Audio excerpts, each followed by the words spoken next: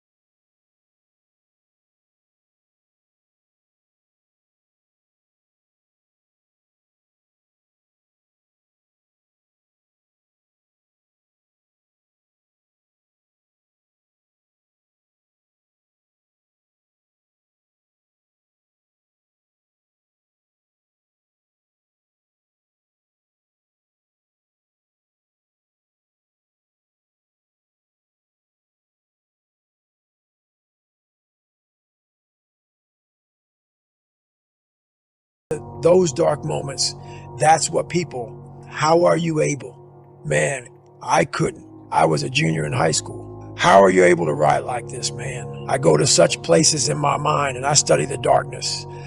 Like it's not just physical. When I was growing up and I saw my mom getting beat and I got beat and I was some stuttering little black kid in an all-white school and I'm on stage and I got to say one line, one fucking line. one fucking line.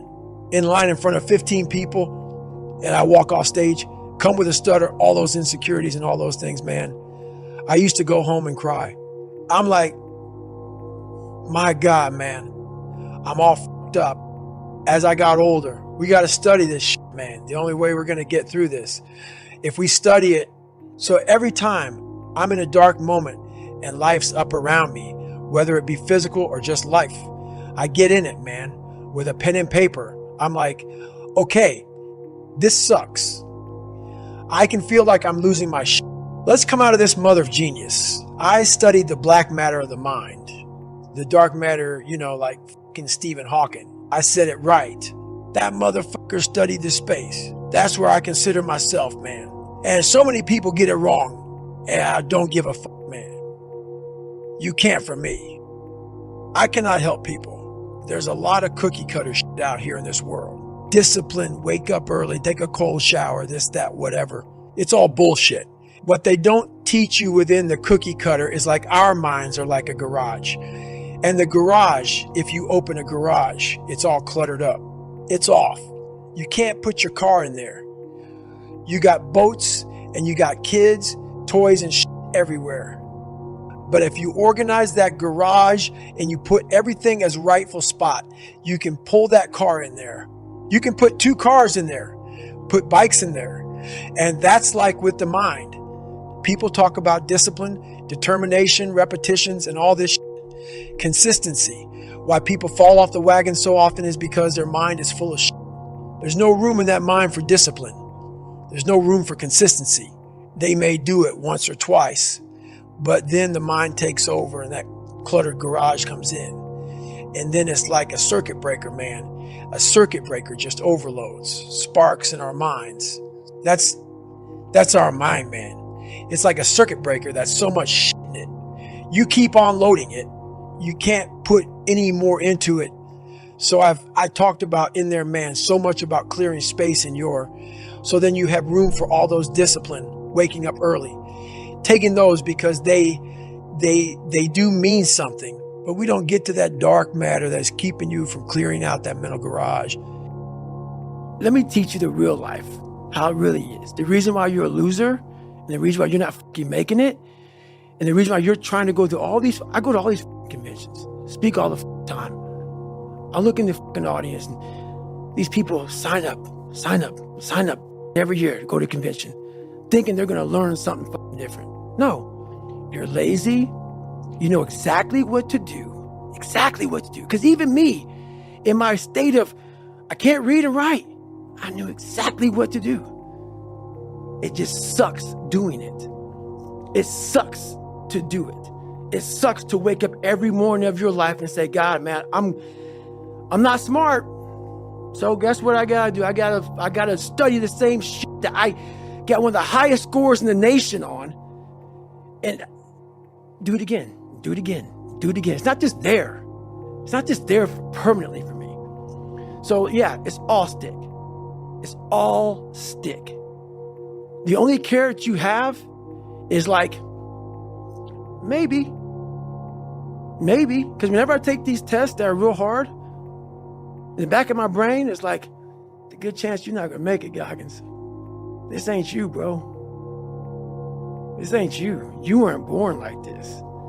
This ain't you. The real you, bro. Study all you want to, but the second that computer comes on with 150 questions, this ain't you, man. And somehow, comes back, I passed. Passed again. But that real me back here every fucking time is saying, that ain't you, bro. That ain't you. And I have to outwork that voice. When I'm taking that test and I get to a question, I don't fucking know the answer. I'm like, fuck, man. And then they say, I told you, man. That ain't you. You're 300 pounds, man. You sit at home, you figure out how to do your hair. That's what you do. How to come to school with the reverse baldness when you're 16. That's you. So there is no get out of jail free card. This is why I say stay hard. Because when you weren't given the gifts, the only thing you can do in life is stay hard. And I know people cannot stand me. They can't stand this talk. This is all you can do. There's no magic pill or a magic potion. All you can do is outwork the man that God created or woman in you. And what that looks like is unfun. That's why I said, do not do a documentary on me. Because people will not see the truth. They will see what they want to see. Is, I don't want to live like that. Good. Good. And you will live exactly the way you live now. Questioning who you are. Wondering what is possible. Wondering what you are capable of doing. That's how that looks. Every time I'm in a bad situation, and that's the only reason I do half the shit I do is I'm studying this because I know that I never thought I was going to be writing books and trying to help people get better. But I was always trying to do it because I knew I sucked. And so when you know you're trying to get somewhere, you suck. You know that you believe that you're a born loser. You are taking snapshots, man. You see something on your phone. Like, oh man, I'm going to take a snapshot of that, or how we do the little picture so you can save it on your phone. I do that in my mind. So when I get in these moments, I'm like, okay, wow, that's some good knowledge right there, man. I snapshot it because I know that I can use that later. I can use this because I'm not out there. I'm not most people. They go out and they run and they go out and they do. And they're like, oh, this is beautiful. Look at the mountains and the shit and all this bullshit. No, I don't like it. My body hurts. I'm hurting. How do we get through this? It's a lab. It's my mental lab. And so when I come home, I'm not forgetting it. Every day I get done running, or every day I get to work, every day I get through studying, whatever it is that brings to that place of knowledge. So I come home from running and I write everything out. People have talent, and this is going beyond your talent. When there's no more talent, what happens to you? Most people quit. People only go to their talent level. And once your talent level is gone, it becomes a mental game that the whole mental game sets in then. And most people can only perform to their talent. And they realize, man, why am I always messing up right here? Why? Why is this my big hurdle? It's because you're performing to your talent. And then after that, your mind has nothing for you. I see fighters. I see runners. I see people who they're great, but they get to the edge of their talent. It's like, man, what's up? Because you're now at the point now where your talent ain't going to do for you, my friend. Now it's the mental game. And that's where people get lost in life, get lost in that next level. And that next level is found for me in the things that I do. First of all, I didn't have much talent. So I had to train one thing. You better train your mind, because my talents can run out way early. When it got hard for me back in the day, bro, I'm done. I'm out. See you, okay? I got to invent a motherfucker for that can. So I invented Goggins. I invented a motherfucker that realized we're not good enough, but Goggins realizes we're mentally strong as, and we're going to outstrength these motherfuckers in the mind. And so many people just want it the easy way. I'm sorry, man. It's not. So what they start to do is they build this narrative of it's okay. When the narrative should be, you need to work harder. You need to discipline your mind better. Your brain is the most powerful weapon in the world. Once you put away your phones and your computers and all that we have nowadays, yeah, it's great. We're up to date. But your brain is the only thing you have when you're going through depression, when you're going through hard times, when you're going through death, real life. You can't Google that, man. You're alone. You're alone. You may have a shrink you're going to. You may have a best friend you're going to. But there's 24 hours in the day where you're alone in this brain, and your brain is talking to you in all kind of ways, and it wants to control you and pull you in these different pockets. If you can't control your own brain and your brain controls you, you have to be your best self when you're least motivated. And that's the tricky part about all that. Motivation is just a word. You have to have these different things in your mind on where you want to go and know that motivation is not going to get me there, because I'm not going to always be motivated. Learn to pick yourself up on your own. You got to be your own coach. I'm trying to build people up. I'm trying to armor their mind. I'm trying to get them the belief, because this world we live in is tough. It's tough. It will beat you down. The world and the life that we live in is the ultimate competitor. It will find your weakness and it will just hammer you. So if I can help you build belief, build confidence to the point where nothing can hurt you because you know exactly who you are.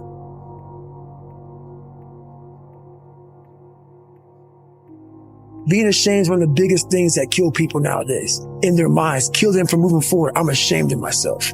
Don't ever be ashamed of anything you've done in your life. Face it, fix it, make it better. You have to build a person that can withstand the pressures of whatever they're going to be dealing with in life. How do I do it? How am I able to do what I do on a daily basis? You know, how do I fight the demons? Because they hear me speak and I'm very raw and real. How do you fight my insecurities? All these things. And they're there every day. They're there every day. I'm in search for a feeling. I'm not in search for a trophy. I'm not in search for love. I'm not in search for more followers on Instagram or social media. When I started this journey years ago and I realized that I'm going to be somebody and I'm searching for a feeling of true victory for myself and only myself. The second I shut out the whole world and realize that one thing, that I am in this world alone. I'm fighting in this race by myself.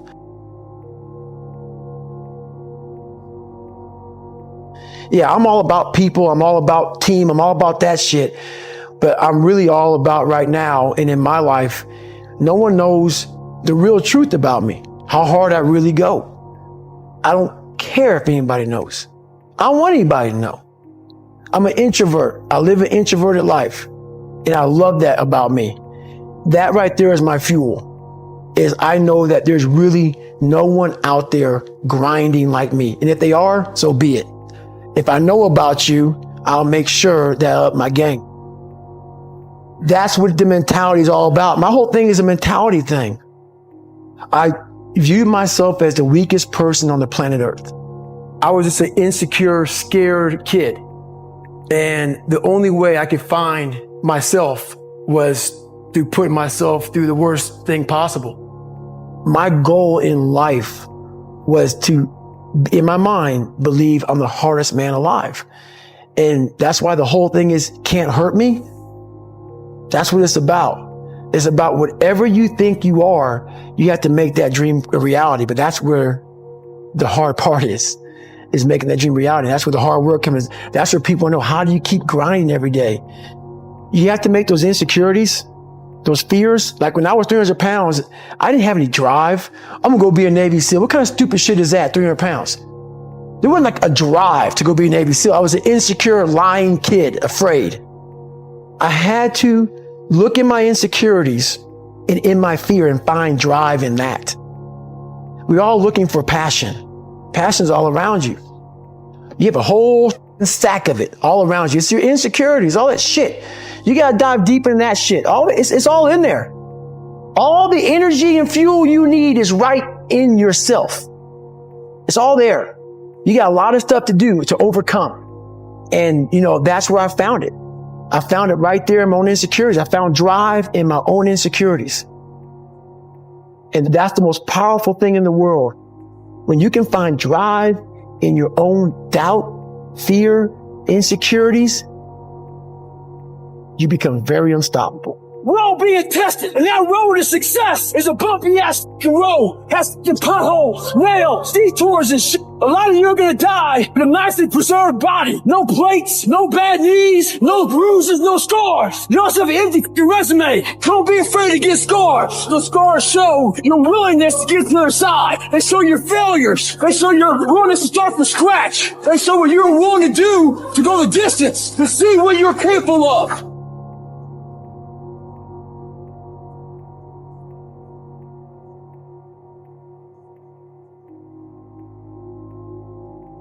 It's funny, man. People want to know how I'm always motivated.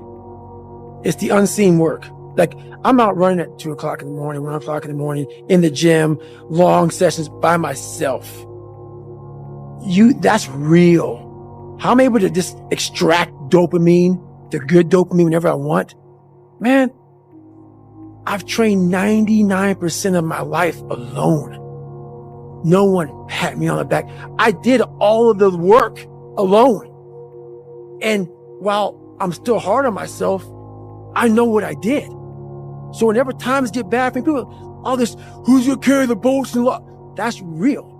I hate that people know me for that guy, because that guy is not every fucking day. Like, when they see me, they want that energy. That's not me every day.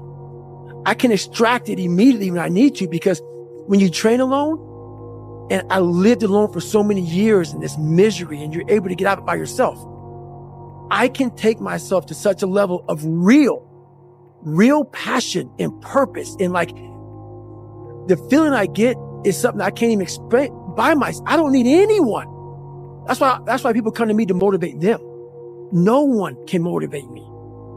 I have a resume full of fucking motivation that whenever I'm down, I'm like, oh, hang on, motherfucker. Oh, you know the truth. You know the truth. You know the darkness of the fucking dungeons and the fucking demons that fly. You know. And then from there, it's like, okay, you were there. You know this. There was no one there to pick up the rucksack, to pick up the boat, to pick up the log, to go in there. It was you.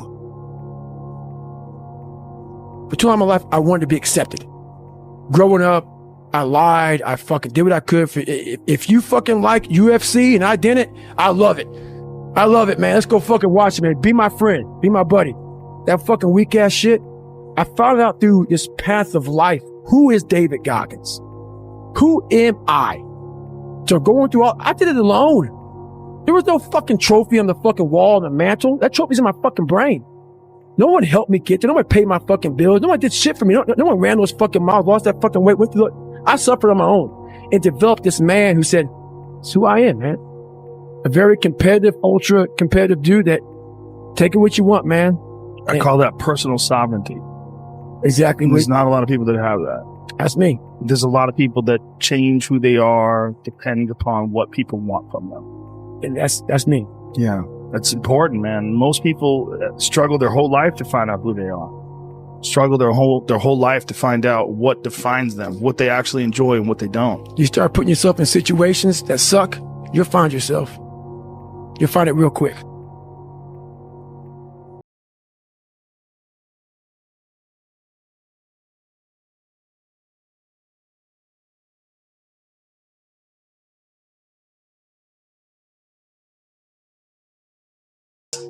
You can train anybody to do that. The root cause of the quitter is when you get in hell, you can't process it. It's too much to process because your mind starts going back to the real reality of like, I'm not ready. I'm not good enough. It's not trained.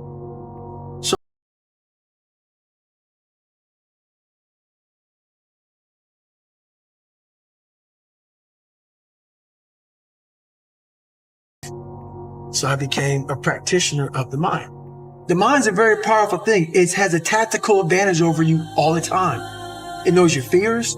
It knows your insecurities. It knows where you don't want to go. So it will guide you away from that. And that's why the mind will always win until you reprogram it.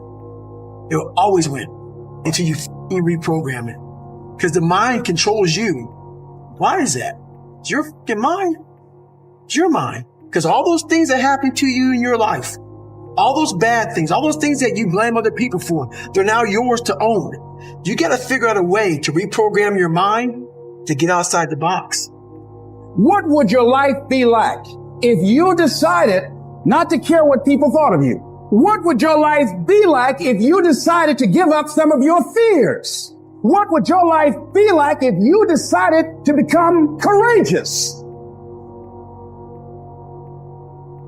There's no luck in this game, man. It may be a little bit of luck, but the luck happens after you bust your ass and you put yourself in that lucky situation. Luck doesn't happen. You put yourself in that situation where luck might fucking happen. And that's what people don't know. But to get there, luck ain't gonna happen. You have to put yourself in that situation, man. On all those bad days and all those days you don't want to do shit, you have to be your own motivator, your own coach, your own trainer, your own everything.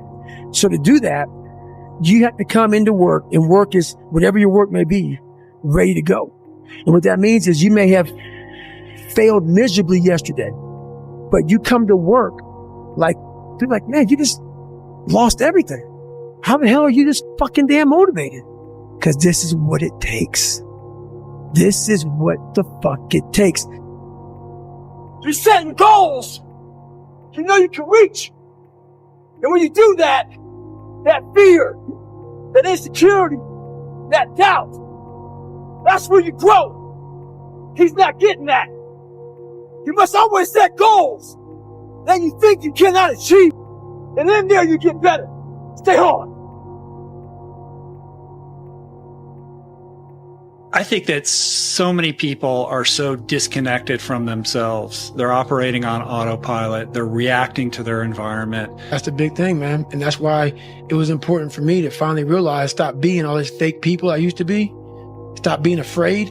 There was no growth until I cut myself down to nothing, to the person I really was, the real human being. And once I found out who I really was, that's when I started growing. I was trying to build on top of a lied, fucked up foundation. You can't build a house on a fucked up foundation. So I had to get down to the actual mineral soil of who I was. And that's when you can start real growth.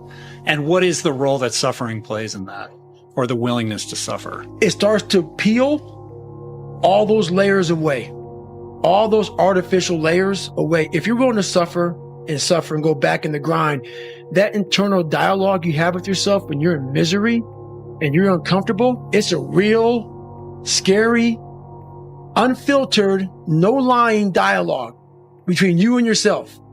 And people know exactly what the fuck I'm talking about when you're in a bad spot in life and your mind is saying all kind of shit. That's who you really are. That's the real you. No Rocky Balboa moments going on up there. Like, hey, you know, it's round 14. Let's come on. We got this. No, it's like, fuck this. I'm out of here, man. It's crazy. That's where the growth happens. When you're able to stay in that moment and talk yourself back into the suck of wherever you're going through, and you start stripping those layers away. But as you're stripping those layers away, you're building calluses over top of shit in your mind. That's where the growth starts to happen. Is when you have to force yourself to stay in it. You can't leave it. Life is one big tug of war, and you don't win that tug of war by pushing the fucking rope. You have to pull that motherfucker. And a lot of times you have to pull yourself through life, pull yourself out of bed, pull yourself out of a funk, pull yourself out of whatever the life is throwing at you to gain that confidence. Stay in the fight, stay in the war, stay in the battle, armor your mind. The only way anything gets accomplished, you gotta work hard. I can't remember what's in this paragraph to pass this test to get in the military. Read it again. Still not getting it. Read it again. But if you're not getting it, write it out. And guess what happened? I got it. I can't swim. I'm negative buoyant. Go back again. I can't swim. Go back again. Go back again. Go back again. I got it. I realize if I keep going back and going back and going back, your mind will say, okay, we're going to figure it out, because he is not going to stop. Maybe you're a piece of shit. Maybe you want to be nobody. Maybe you're happy exactly where you are in life, because obviously you are. Maybe you don't have the determination to be somebody better than you. And if you want to live with that, I'll support you in that. But you know what? Fuck that. When the alarm goes off in the morning, you don't have to wake up. Don't wake up. Don't worry about that. When you're in school, you know what? Fuck that, man. It's too hard to so don't study. You know what? Don't eat healthy because you don't have to. So guess what? When you fail, don't blame your mom, don't blame your dad, don't blame teachers. Only person you have to blame is yourself.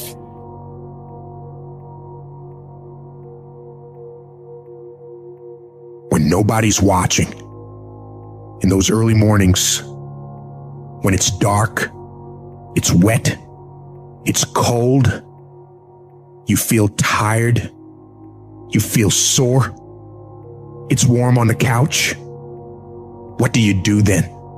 I know every motherfucker ain't gonna do what I'm gonna do. This is how you level up. I know there's a whole bunch of people with that right there. That fires me up. That brings joy to my life right there. Cause I know there's so many people that have the ability and just refuse to get off that couch. Refuse to study a few more hours. Refuse to go deeper, to go further. And that's where I gain the advantage. You don't need to have this humongous GPA and all this other shit. What you need is the one thing I talk about in my book, which is straight up brutal work ethic.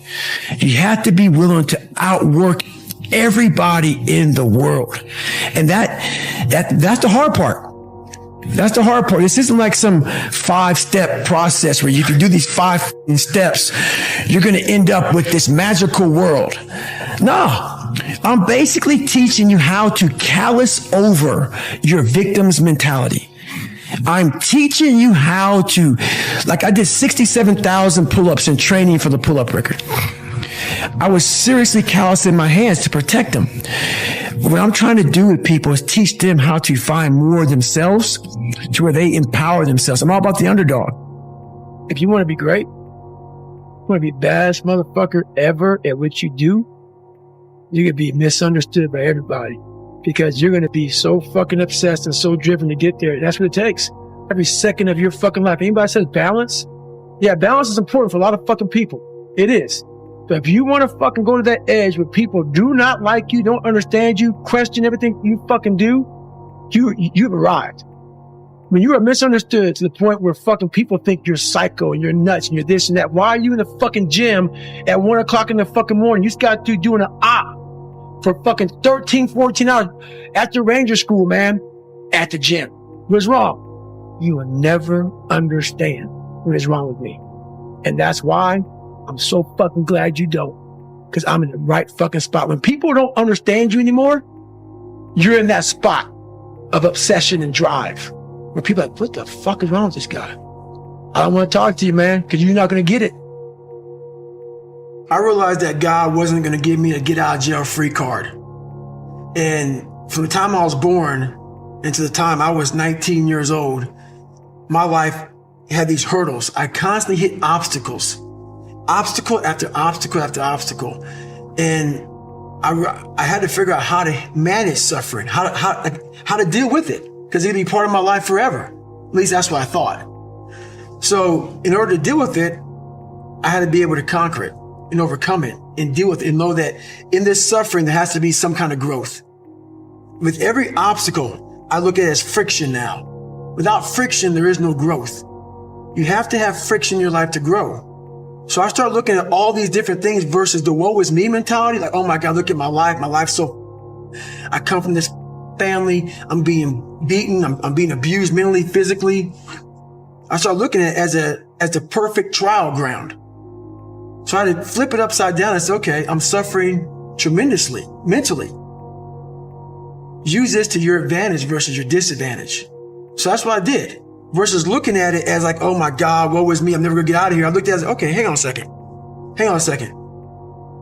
If I can overcome this, if I can find some power in this, some way to get through this, that right there will be the fuel for the rest of my life. And so I found great strength in suffering. Great strength in it because why? Through all of that, it started to callous my mind over the victim's mentality. This whole thing about suffering, yeah, it sucks. Really bad.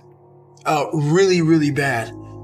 But we all live on this side of suffering. On this side, this nice box that's very comfortable, that we know when everything is going to happen. We're in it. It's good. We know how everything's going to turn out. It's those few people who are willing to go on this side of suffering. And once they get through that, ask him how he feels now. His mind, how far he grew. In that short period of time, he grew so much more than the normal person because he was willing to go outside himself. Because on the other end of suffering is greatness. It's not over here. So a whole bunch of us, we put ourselves in this great box. And in that box, there's no suffering in it. So what we do is we shelter ourselves from greatness. So for me, for instance, I was 300 damn pounds at one time in my life. Sprayed for cockroaches, made $1,000 a month. I was living in that box.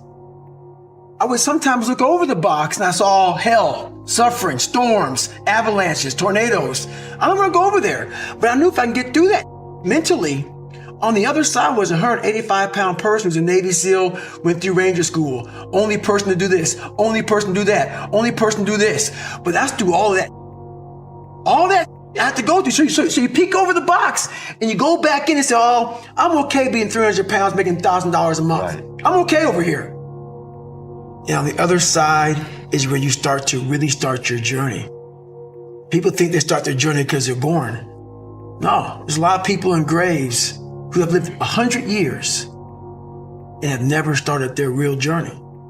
Your real journey starts when you go outside that box and you start climbing mountains. You start climbing mountains and you think you're at the top of the mountain. You go down the other side of it, think I'm here. And you look up, there's another mountain. And it goes on. And it goes on, and it goes on. And just when you're getting ready to quit, you crest that final mountain, you get down and you look, and there you are. And it starts to make sense to you then. It's so easy to get lost in the fog of life. Tragedy hunts us all, and any event that causes suffering will linger longer than it should if you let it. Because our sad stories enable us to grade ourselves on a forgiving curve. They give us latitude and justification to stay lazy, weak-minded motherfuckers, and the longer it takes for us to process that pain, the harder it is to reclaim our lives. Sometimes weakness and laziness are rooted in hate and anger, and until we receive the confession, apology, or compensation we believe we are owed, we stay stuck in our shit as a form of self-righteous rebellion against our tormentors or even against life itself. Some of us become entitled. We think our pain entitles us to feel sorry for ourselves or that we are entitled to good fortune because we survived hell. Of course, feeling entitled doesn't make it so. Understand, the clock is always ticking. And at some point, your golden hour will expire unless you take action. People who get lost in their past, the ones who bore their friends and family with the same tragic story over and over without showing a hint of progress, remind me of a skydiver who becomes too fixated on their tangled parachute. They know they have a backup ready to go, but burn so much time trying to fix the primary chute that they forget to track their altimeter. And by the time they cut the first chute away and pull the second ripcord, it's too late. Part of the problem is that they have become terrified of pulling that second cord. Because if it's also f***ed up, then they truly will be helpless. That is a mental trap set by fear. We cannot afford to remain afraid of cutting away dead weight to save ourselves.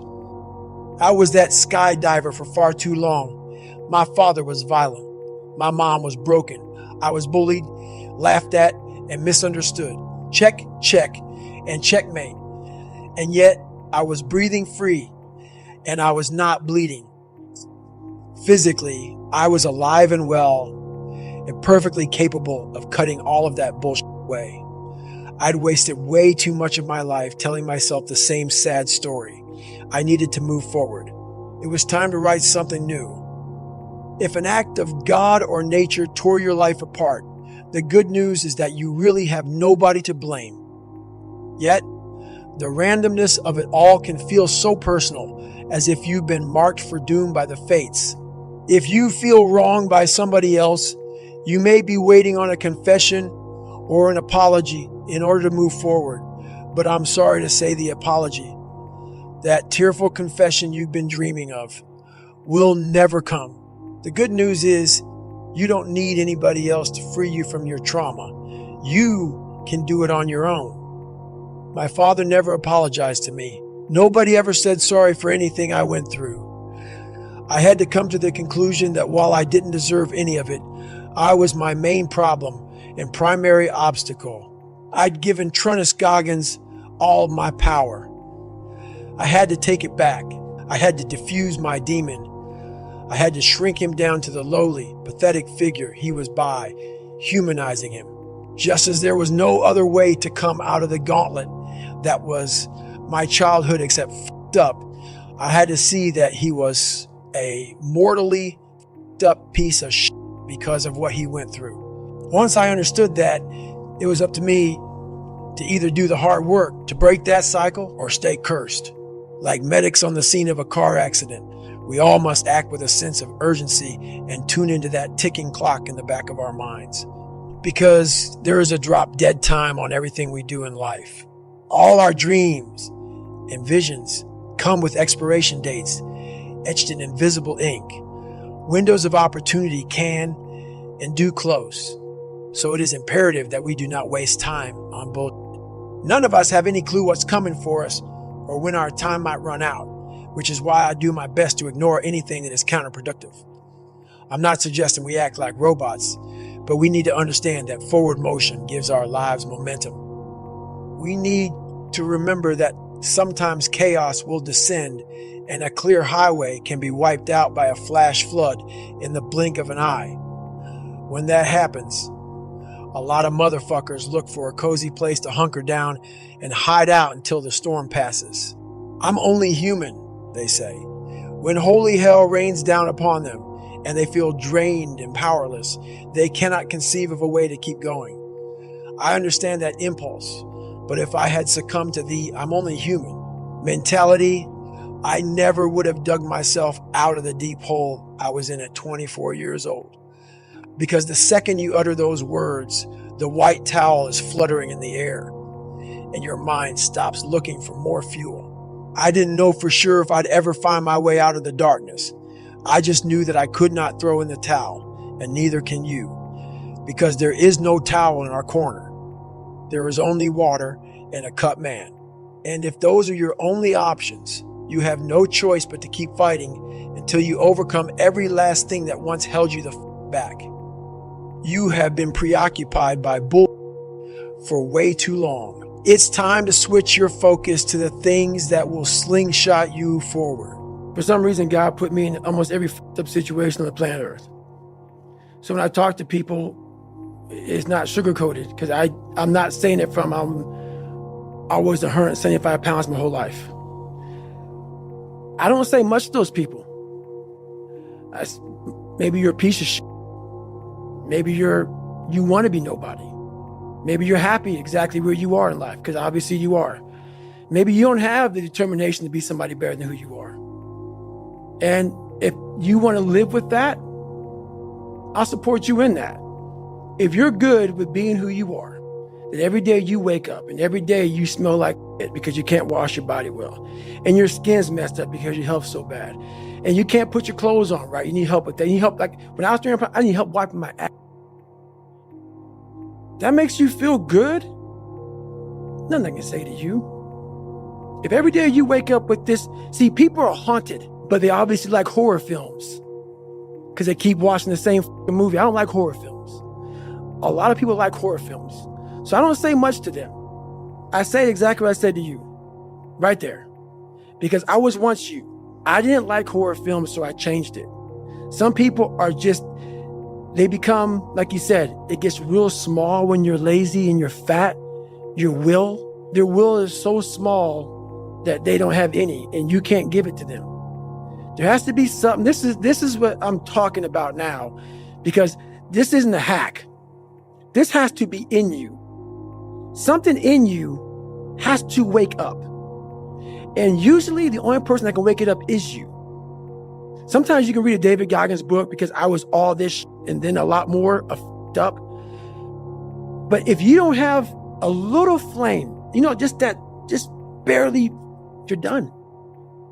I can't light it for you. You have to explore, examine the insides of yourself. And what do you really want out of life? When I first got into endurance events, I loved the breakdown phase because the suffering made me feel alive and reminded me that I'd gone all out. This time, I didn't relish it in the same way, but I knew that breakdown was a byproduct of an all-out effort, and that if I explored the crevices of my mind, I would find valuable lessons, which tend to spill out with any unraveling. Most people prefer to avoid breakdowns like this because the suffering can be so overwhelming, it just might mark you forever. I embrace breakdown and welcome the scarring. There is a hell of a lot of information in scar tissue. Scars are proof that the past is real. Physical scars never go away. And when you look at them, they can bring you right back to a specific place in time. But the scar tissue that builds up around that old injury is weak. Professional fighters who've been hit in the face thousands of times bleed faster than those who have never been punched. Once you've been cut deep, you are forever vulnerable to bleeding. The same is true for the mental and emotional scars that we all carry with us. Scars we cannot see. They might be invisible, but they affect us much more severely than physical scars. Mental and emotional scars are our weak spots, and they can open up just as easily as physical scars unless we do the work to strengthen them. If you haven't dealt with your scars, they can alter your life's path. You will be prone to failure during difficult physical and emotional situations, whether that's during an athletic event, at work, or in your home life. And eventually, you will land back in front of your mirror that never lies. Breakdown is its own kind of mirror. Whatever you're made of is laid out in front of you clear and plain. Your history and mindset become a weathered old map ridged with your scars. And if you read them like an archaeologist on a dig, you might uncover the code you need to rise again and become better and stronger. Because there is no transformation without breakdown, and there is always another evolution, another skin to shed, a better or deeper version of ourselves waiting to be revealed.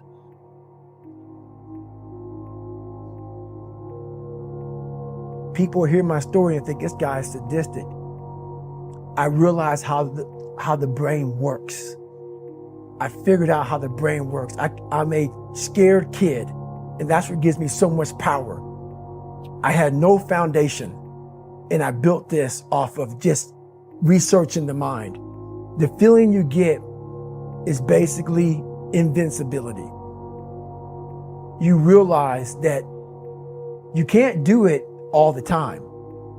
When you need to do it, I know I can go to a place that I can live in. And when you know that you can run on broken legs and you can do certain things that a lot of people can do, but they're not willing to do, this power, this sympathetic nervous system of fight or flight, and you're fighting, it gives you this charge of energy of when you're sitting there at 3:30, 4 o'clock in the morning and you're duct taping your feet up because they're broken, and you're doing it by yourself, and you're going through arguably one of the hardest training in the world. And these guys, most of them are healthy, and you're going through it broken, and you're already at a disadvantage, but you're still there. You can feed into that and tap into that for a lot of power. But if you look at it, well, I'm broken, man. I'm not going to make it.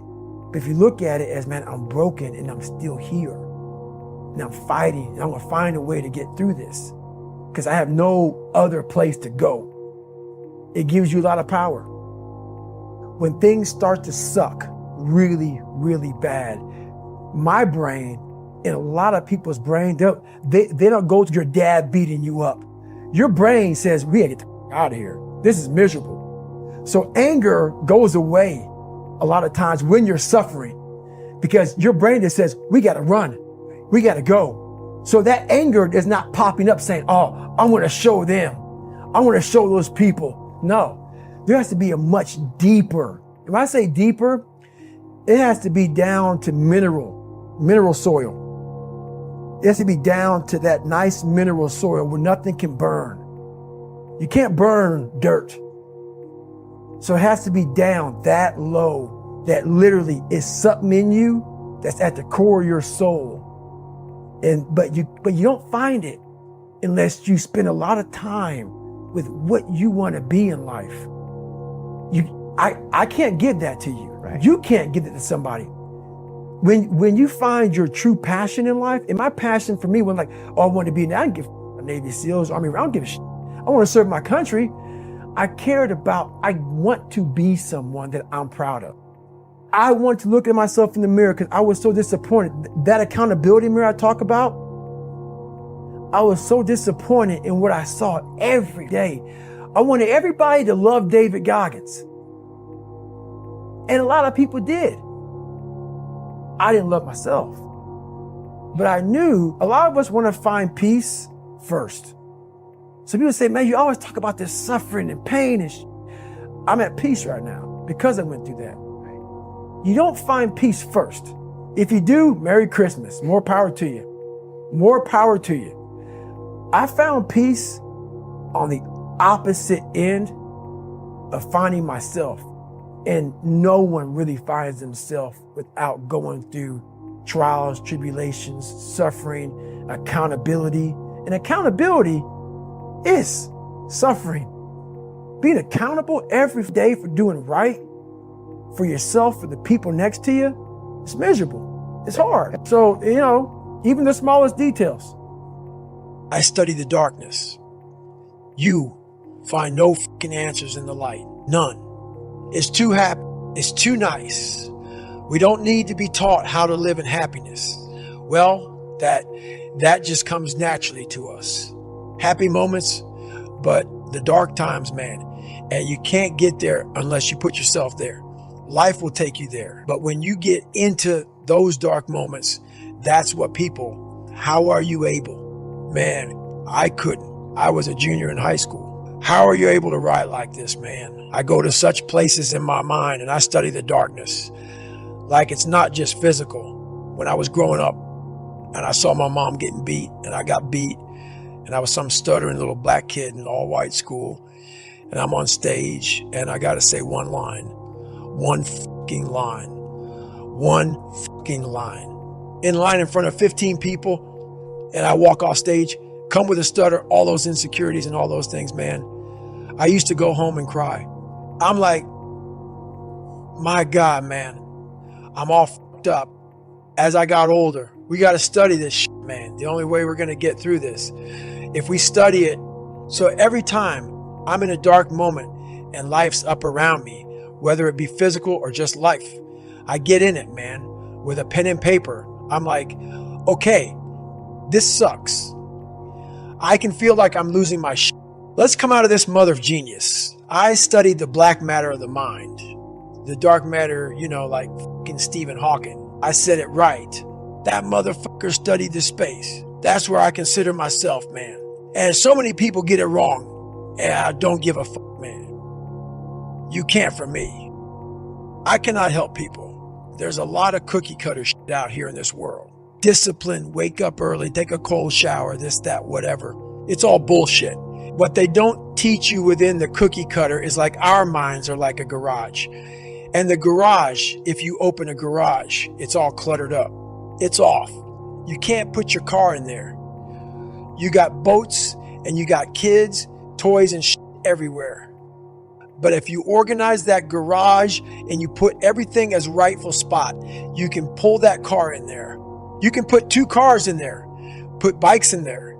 And that's like with the mind. People talk about discipline, determination, repetitions, and all this shit. Consistency. Why people fall off the wagon so often is because their mind is full of shit. There's no room in that mind for discipline. There's no room for consistency. They may do it once or twice, but then the mind takes over and that cluttered garage comes in. And then it's like a circuit breaker, man. A circuit breaker just overloads, sparks in our minds. That's our mind, man. It's like a circuit breaker that's so much shit in it. you keep on loading it. You can't put any more into it. So I talked about in there, man, so much about clearing space in so then you have room for all those discipline, waking up early, taking those because they do mean something, but we don't get to that dark matter that's keeping you from clearing out that mental garage. Let me teach you the real life, how it really is. The reason why you're a loser, and the reason why you're not fucking making it, and the reason why you're trying to go through I go to all these conventions, speak all the time. I look in the fucking audience and these people sign up every year to go to a convention, thinking they're going to learn something fucking different. No, you're lazy. You know exactly what to do. Because even me, in my state of, I can't read and write, I knew exactly what to do. It just sucks doing it. It sucks to do it. It sucks to wake up every morning of your life and say, God, man, I'm not smart. So guess what I gotta do? I gotta study the same shit that I got one of the highest scores in the nation on, and do it again. It's not just there. It's not just there permanently for me. So yeah, it's all stick. The only carrot you have is like, maybe. Because whenever I take these tests that are real hard, in the back of my brain, it's like, the good chance you're not going to make it, Goggins. This ain't you, bro. This ain't you. You weren't born like this. This ain't you. The real you, bro. Study all you want to, but the second that computer comes on with 150 questions, this ain't you, man. And somehow, it comes back, I passed. Passed again. But that real me back here every fucking time is saying, that ain't you, bro. That ain't you. And I have to outwork that voice. When I'm taking that test and I get to a question, I don't fucking know the answer. I'm like, fuck, man. And then say, I told you, man, that ain't you. You're 300 pounds, man. You sit at home, you figure out how to do your hair. That's what you do. How to come to school with the reverse baldness when you're 16. That's you. So there is no get out of jail free card. This is why I say stay hard. Because when you weren't given the gifts, the only thing you can do in life is stay hard. And I know people cannot stand me. They can't stand this talk. This is all you can do.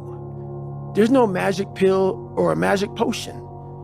All you can do is outwork the man that God created or woman in you. And what that looks like is unfun. That's why I said, do not do a documentary on me. Because people will not see the truth. They will see what they want to see. I don't want to live like that. Good. And you will live exactly the way you live now, questioning who you are, wondering what is possible, wondering what you are capable of doing. That's how that looks. Every time I'm in a bad situation, and that's the only reason I do half the shit I do is I'm studying this because I know that I never thought I was going to be writing books and trying to help people get better. But I was always trying to do it because I knew I sucked. And so when you know you're trying to get somewhere, you suck. You know that you believe that you're a born loser. You are taking snapshots, man. You see something on your phone. Like, oh man, I'm going to take a snapshot of that, or how we do the little picture so you can save it on your phone. I do that in my mind. So when I get in these moments, I'm like, okay, wow, that's some good knowledge right there, man. I snapshot it because I know that I can use that later. I can use this because I'm not out there. I'm not most people. They go out and they run and they go out and they do. And they're like, oh, this is beautiful. Look at the mountains and the shit and all this bullshit. No, I don't like it. My body hurts. I'm hurting. How do we get through this? It's a lab. It's my mental lab. And so when I come home, I'm not forgetting it. Every day I get done running, or every day I get to work, every day I get through studying, whatever it is that brings to that place of knowledge. So I come home from running and I write everything out. People have talent, and this is going beyond your talent. When there's no more talent, what happens to you? Most people quit. People only go to their talent level. And once your talent level is gone, it becomes a mental game that the whole mental game sets in then. And most people can only perform to their talent. And they realize, man, why am I always messing up right here? Why? Why is this my big hurdle? It's because you're performing to your talent. And then after that, your mind has nothing for you. I see fighters. I see runners. I see people who they're great, but they get to the edge of their talent. It's like, man, what's up? Because you're now at the point now where your talent ain't gonna do for you, my friend. Now it's the mental game. And that's where people get lost in life, get lost in that next level. And that next level is found for me in the things that I do. First of all, I didn't have much talent. So I had to train one thing. You better train your mind, because my talents can run out way early. When it got hard for me back in the day, bro, I'm done. I'm out. See you, okay? I got to invent a motherfucker for that can. So I invented Goggins.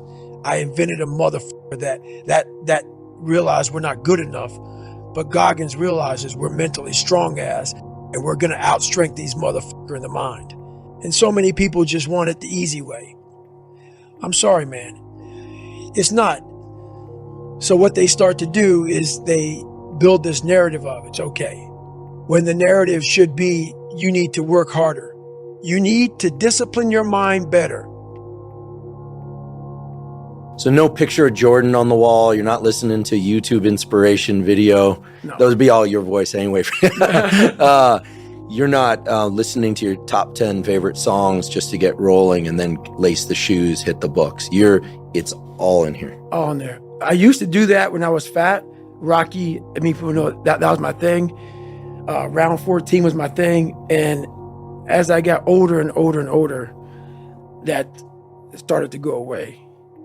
And I started to create, I had all these people that I used to watch. Rocky was one, Barnes, Elias from Platoon,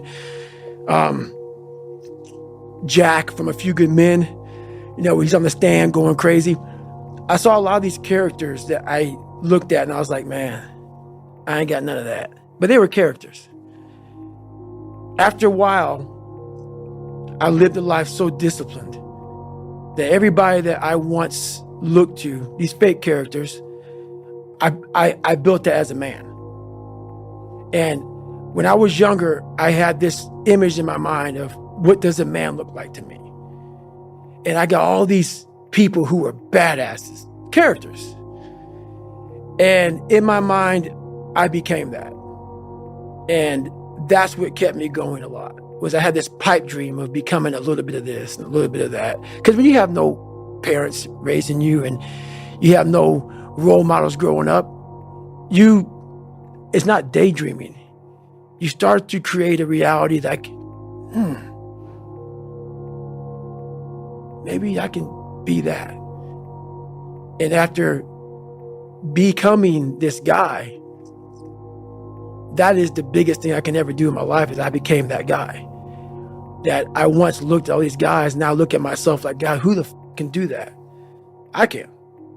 But what it takes is a discipline that no one can ever even, they don't understand it. They don't understand, but everybody has the ability to do it, but they just don't want to. They want to keep asking questions and keep going to seminars. And the greatness is right in you. And that's why, once again, I'll say this a million times here, I do not feel sorry for you. I will not sugarcoat what I'm going to say to you, because all of you know what I'm saying is the truth. Everybody knows it's the truth. This is what it looks like. And you know it too. You know it too. This is what, if you ain't got nothing, I hate to tell you, what it looks like is ugly. It's not a documentary. It's not an HBO special. You ain't gonna watch them, hey man, you guys gotta watch this. No, it's like, oh God, this looks like a train wreck. It's like a nightmare. This looks like this guy got, no, that's what it looks like. Hard work looks horrible. It's not motivating. It's not motivating at all. It ain't like Rocky round 14 where he gets knocked down and goes like this to Apollo Creed. It looks like a man being stuck in a fucking dungeon and there's no fucking way out. But you have the fucking key. But you refuse to use it. And that's nothing motivating about that. So yes, no documentary on David Goggins. I watched myself stagger back to the beach and lay my helmet down. Within days, I was flushed right out of the military and sent back to Indiana, where I struggled through a series of low-level, low-impact jobs, which were the only ones I was qualified for. Minimum wage security guard, lifeguard at a local pool, and exterminator. That was true clarity. All my aspirations would be vaporized if I left surf torture behind because I was a reservist. And if I snapped and quit, the Navy wouldn't even want me on one of their ships. I could not afford to lose my SEAL training in that cold ocean were exactly where I belonged, so I needed to calm the down and meet the challenge head on. I took another breath as the next big wave swelled. It smashed the shit out of me too, but I managed to scramble toward the group and lock arms with my teammates. I was done showing weakness. I was finished with fear. I would stay in that water as long as it fucking took. When we got called back onto the sand 10 minutes later, the men of my boat crew were shivering and stiff. They were so cold, they didn't even want the edges of their soaked t-shirts to graze their skin. We needed to warm up fast, and the only way to do that during Hell Week is to go hard. I nodded to Bill, grabbed the front of the boat, and shouted out orders. As a unit, Boat Crew 2 started putting the fuck out like Hell Week was our natural habitat. Often, it's the shock that launches the spin out. For me, it was the snap of the cold water that triggered my fight or flight response, which comes with an adrenaline rush that spikes the heart and respiratory rates and puts your insecurities on blast. Your body and mind react that way because they want to protect you by telling you to get the fuck out. Fight or flight is exactly what Mora was experiencing in the chow hall. His fear and panic owned him. When I was teetering on the brink, I was able to physically calm myself down with a few deep breaths, and that helped me see through the adrenaline rush.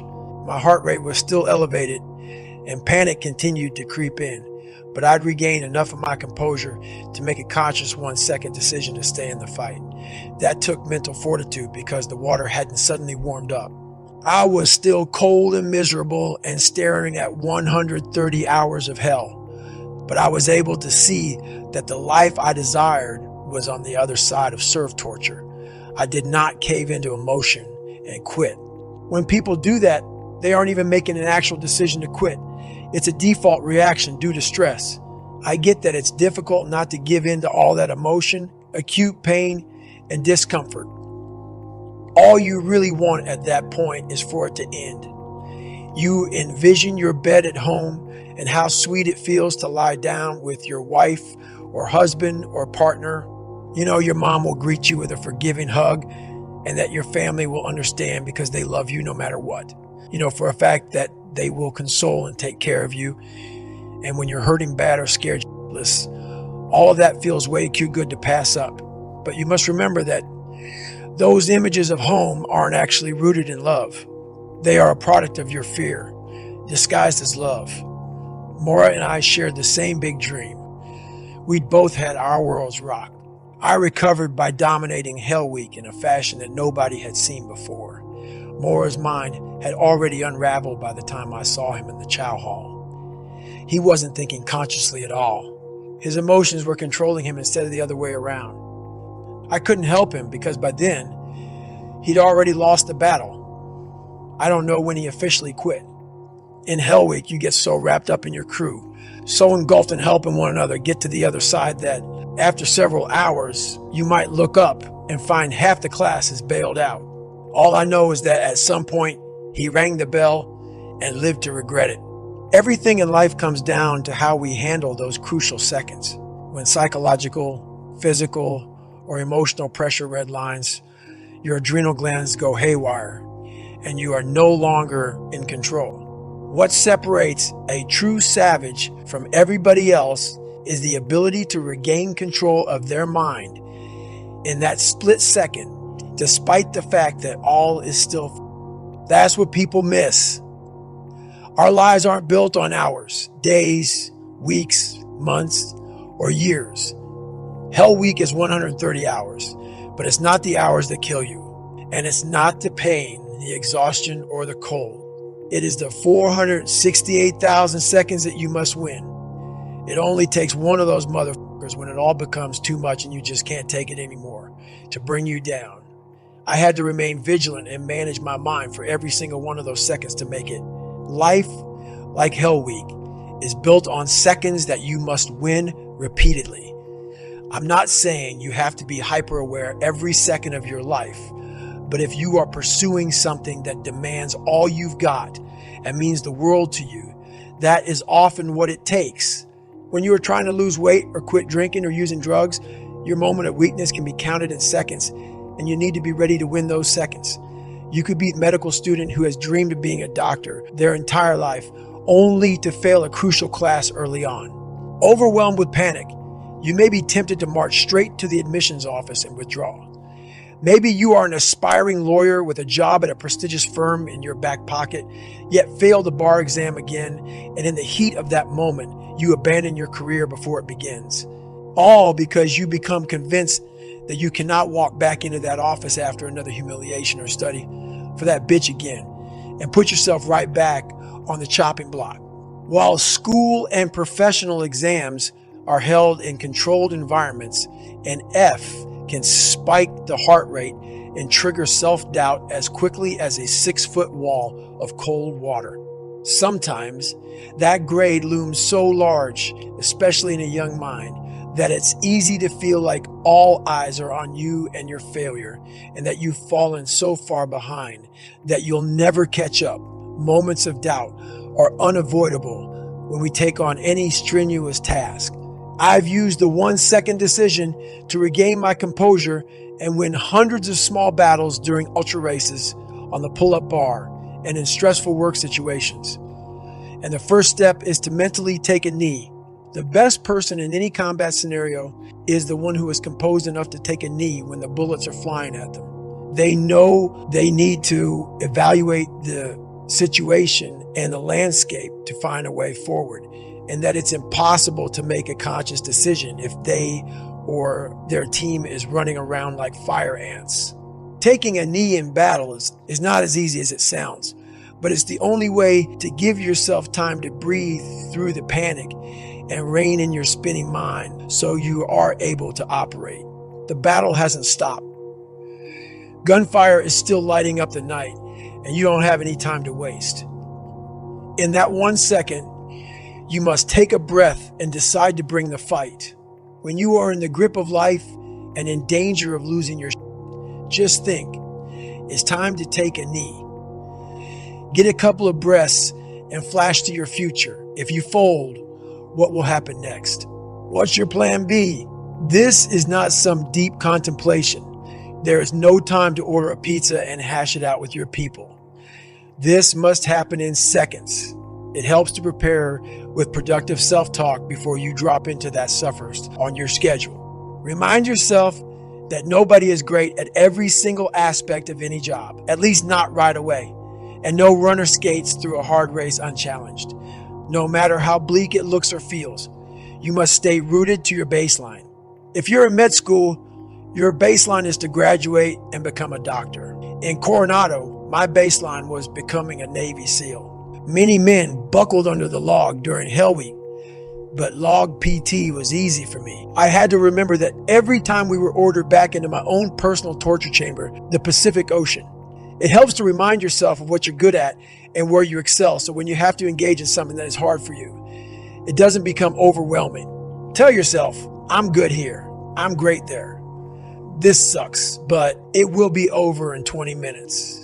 Maybe it's 20 miles or 20 days or 20 weeks, but it doesn't matter. Every experience on earth is finite. It will end someday, and that makes it doable. but the outcome hinges on those crucial seconds you must win. There are consequences to this. Quitting on a dream stays with you. It can color how you see yourself and the decisions you make going forward. Several men have taken their own lives after quitting SEAL training. Others marry the first person who comes around because they're so desperate for validation. Of course, the reverse is also true. If you can withstand the suffering, take a knee, and make a conscious 1-second decision in a critical juncture, you will learn perseverance and gain strength by winning the moment. You will know what it takes and how it feels to overcome all that loud doubt, and that will stay with you too.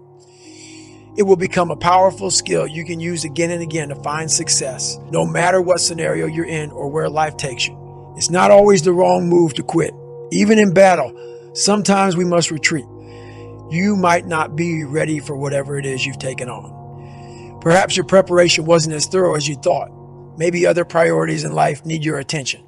It happens, but make sure that it is a conscious decision you're making, not a reaction. Never quit when your pain and insecurity are at their peak. If you must retreat, quit when it's easy, not when it's hard. Control your thought process and get through the most difficult test first. That way, if you do bow out, you'll know it wasn't a reaction based on panic. Instead, you've made a conscious decision based on reason and had time to devise your plan B.